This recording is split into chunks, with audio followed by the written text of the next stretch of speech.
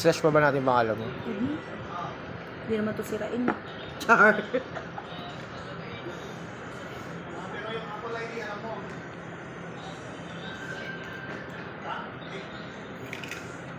Slash mo na lang, tapos yung gagamit doon. Ano yung isang ngalan? Hindi, okay lang. Kaya na ng Jeling. Tibay naman. Ah. Ano na lang green? Saan dadalhin yan? Iyo.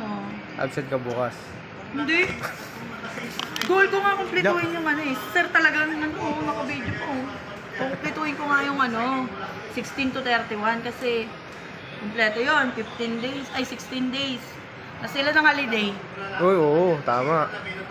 Mabuti ng 12 to 13K. Daming holiday ngayon. Bawal tamarin. Ngayong December. Double pay yan. Puro double pay yun. 25 at saka 30 lang. Yung iba